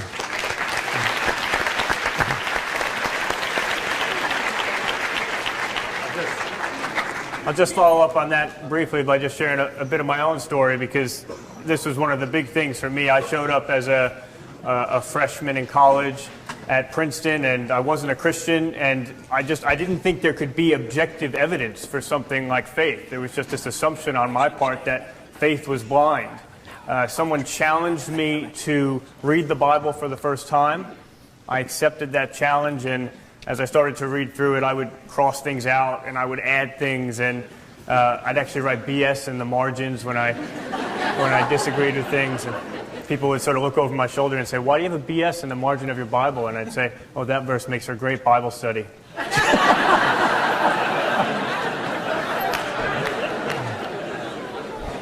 had that Bible for a while, and months later I needed to go back and start crossing them out and say, "Sorry, God, my bad." But just to say that one of the things which was so encouraging to me as I started to read through the New Testament, if you get through the Gospels, then you get into the book of Acts where it's talking about the early church, and you just over and over come across words like reasoned and convinced and debated and argued and persuaded, which is actually the word that's most used for when someone comes to be a Christian. They were persuaded to the way. And this just sort of blew my mind in terms of the way of understanding faith. And that started a kind of intellectual search, which ultimately led to me making a commitment of faith. I had thought that I was too smart for Christianity, that it was my mind that kept me from faith. What I was forced to see ultimately was that it wasn't my mind. It wasn't that the evidence didn't add up. It actually had a lot more to do with my heart. There's a colleague of mine, an Oxford professor. He's probably the most significant British philosopher of religion of the last half century or so. And in 2003, he wrote a book called The Resurrection of God Incarnate. And in that book, he argues that on the available evidence today, it's 97% probable that Jesus is who he claimed to be, the God that he claimed to be, and that he rose from the dead. Now, he says in the book, you can't take the numbers too seriously. He likes to work with probability theory, so he gives an estimate in actual calculations and numbers. But still, the fact that someone of his intellectual caliber and reputation can make that claim, make it in print, have it be published by Oxford University Press, and then ably defend it at academic conferences all around the world, I think one of the things it shows is that there is a strong intellectual case for the Christian faith. If you're in this room tonight and you just assume that that hasn't been the case, that's where I was. And I just want to encourage you, seek that out. That's not the case. And when you see that that's not the case, then maybe, like me, that will cause you to ask the question, is it really my mind that keeps me from Christian faith? Is it really a lack of objective evidence, or does it have more to do with my heart? What I concluded was, in my case, it had a lot more to do with my heart. It wasn't that the evidence didn't add up. It was that I liked being my own God. Nietzsche put it really well when he said, if there is a God, how can I bear not being him? Okay?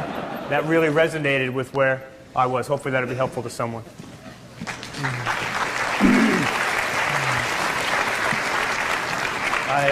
I see the MC is getting up, and I see that they're trying to close it, so this is the perfect time for me to interject. I want to follow up with what Vince just said. He made a great point that really applied to my life as well. He's saying that we can look into this intellectually with rigor and test and see that the claims are strong. I want to point out to you that I did not come to Christianity willingly. Far from it. I was raised in an Islamic family. My family was devout. I loved Islam. I loved praying 5 times a day. I loved waking up for fasting during the month of Ramadan. I loved hearing the adhan. I loved giving the adhan. My heart was with the faith of my fathers. And I knew that if I were to accept Christ, I mean, there was very little worse that I could do with my life as far as my families were concerned than me accepting Christ. As a family that had built its reputation, its honor on the fact that we had followed Islam from generations past. My grandfather was a Muslim missionary. My great-grandfather was a Muslim missionary. The two of them spent their lives in Uganda and in Indonesia spreading Islam.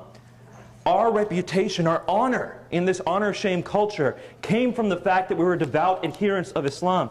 And so for me, if I were going to accept Christianity, I was going to have to give up my parents who loved me from childhood.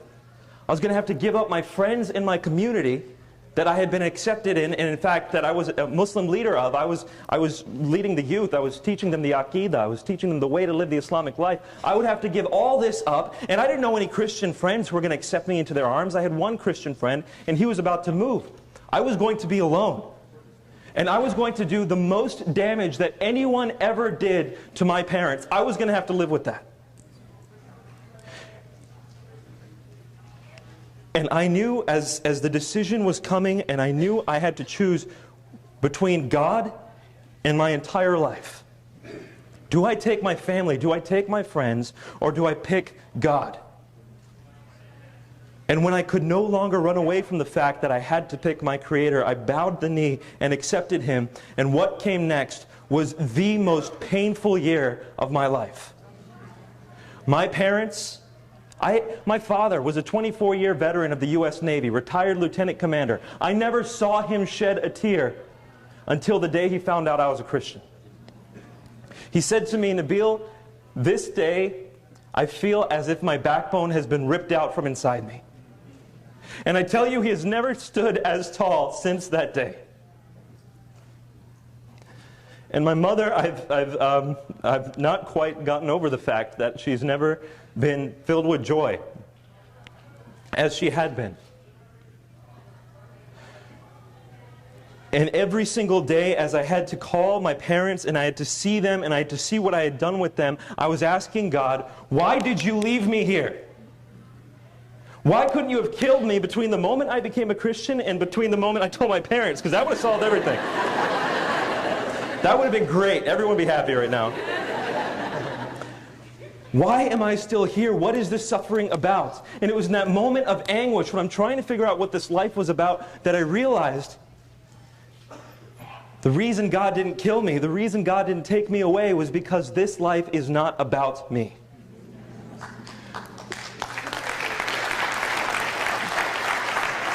There are people around the world today, not the least in the medical school where I was attending, where they had no idea how life was meant to be lived. Every single day they sleep, they don't know why they're working, they're jaded, they're upset, they're disillusioned with the world around them. They came to learn how to help people, that's why they were learning medicine, and yet what they saw every single day in the ER was an abuse of the medical system, or someone who shot their wife, or someone who beat up on their children, and they're seeing these things and they're jaded and they don't know why they're there anymore because they don't care about people anymore.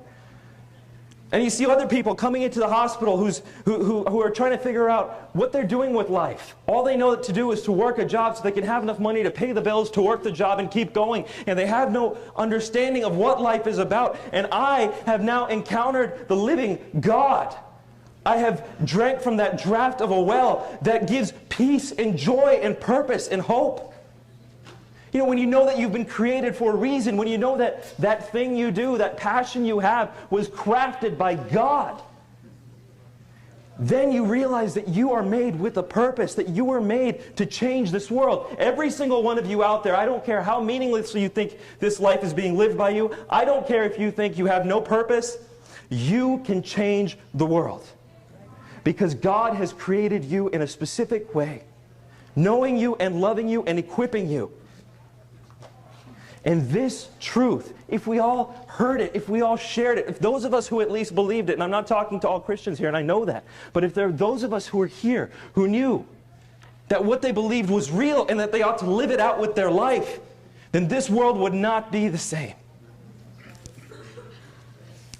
That is what I realized. To sum it up, to follow up on what Vince was saying, if you have to give up a lot, and I know there are people in this room right now who have to give up a lot if they want to follow Christ. If you have to give up everything, I'm swearing to you, having walked down that path, it is absolutely worth it.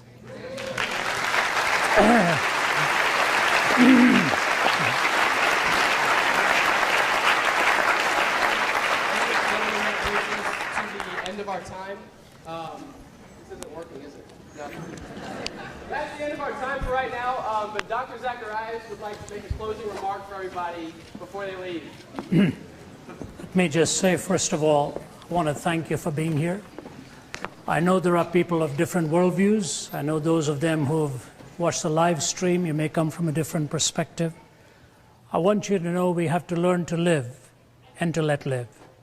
With all of our differences, the most beautiful thing that happens in an occasion like this is that this worldview is given a chance to defend itself. And I think in an institution of this caliber, where you have the openness to hear different worldviews, hear defenses, then you have the intelligence to study and to come to terms with what is truth and what is not true. So I just know that as we travel many places, India is the land of my birth, 80% Hindu, and yet I've spoken at many of the universities. Some of the largest audiences I've spoken to are in the Islamic world. In Kuala Lumpur, the oldest Islamic university, where they had me come and present a defense of the Christian faith, we do it. We try to present to you the answers that Jesus Christ has given to the deepest questions of life. Even if you disagree, we want to honor your right to disbelieve, and to honor your right in what you choose to believe. The most important thing is that you believe what you do, because it's the truth, and because it is truly the truth that can be proclaimed across this globe. And we've presented the person of Christ here. In many of our writings, we've done that. I want to close with this quotation, and then with a simple illustration. And by the way, one of the great graduates from here who taught for many years, was a PhD. I think I have his quotation right here. I'd like to get that for you because I think it'll be important to see if we can get that. Yeah. Hobart Maurer got his PhD from Johns Hopkins. He committed suicide at the age of 75 in 1982. And here's what he said. He was a skeptic. Had the honors of getting his PhD from here, then taught at Yale, taught at Harvard. For several decades, we psychologists have looked upon the whole matter of sin and moral accountability as a great incubus and acclaimed our liberation from sin as epoch-making.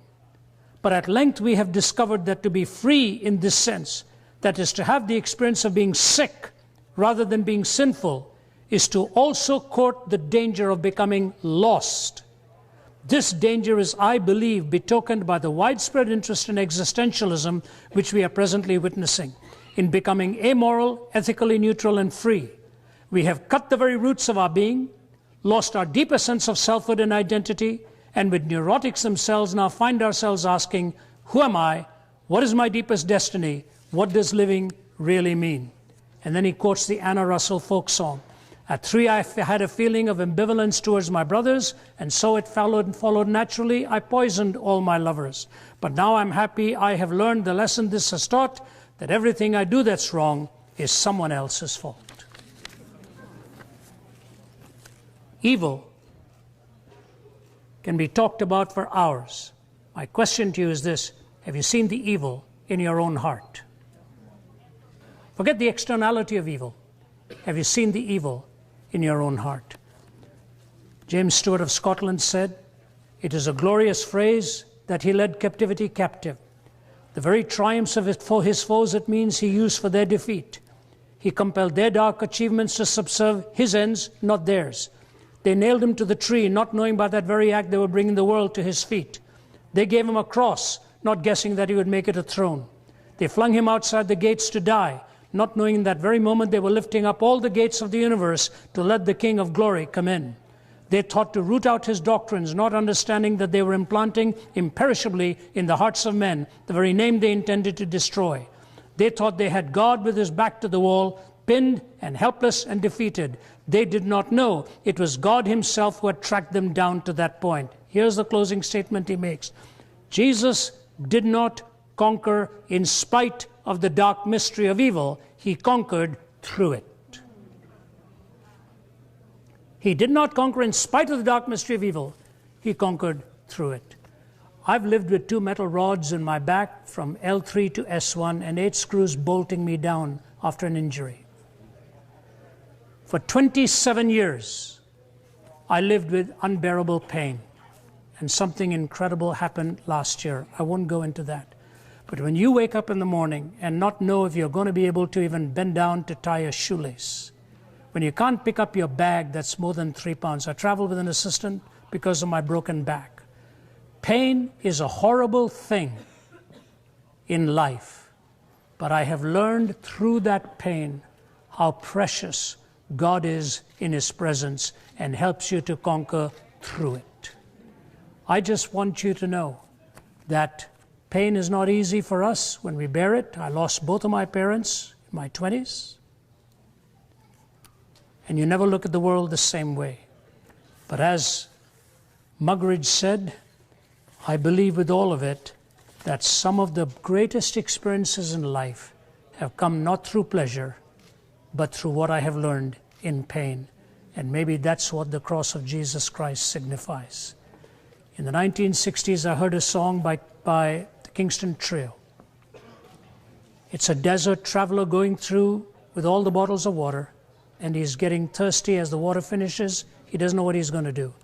He sees a pump in the middle of the desert. He doesn't know if it's a mirage. He lunges towards it and feels it's real. But when he lifts the handle and brings it down metal upon metal, there's no water. Till he sees a tin can around the nozzle, and in the tin can is a message that says this: "Traveler, don't despair, there's plenty of water here, just follow the directions." Directly under the faucet, in the sand, under that, you'll have a bottle of water. It should be full. Don't drink it. Don't drink it. Uncork it, pour it into the cylinder, and prime it with the other hand. The suction system will begin to work.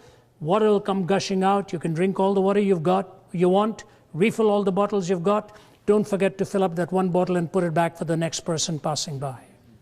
Warning, you're going to be tempted to disbelieve this note and consume that one bottle because it's in your hand. Don't. You will soon be thirsty again, and so will everyone else who passes by. Empty out as instructed, and you'll have all the water you want.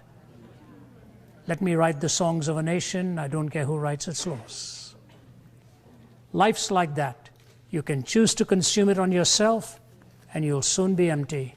Empty it out in the hands who gave himself for you and gives you the answers, both in proposition and in presence.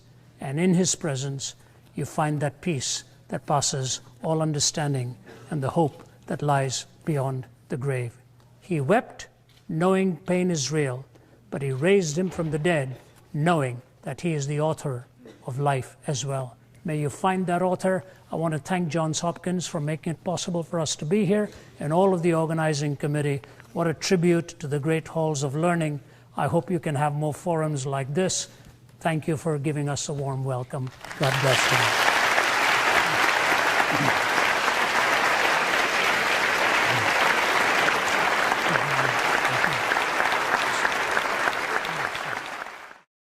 For more information about the Veritas Forum, including additional recordings and a calendar of upcoming events, please visit our website at veritas.org.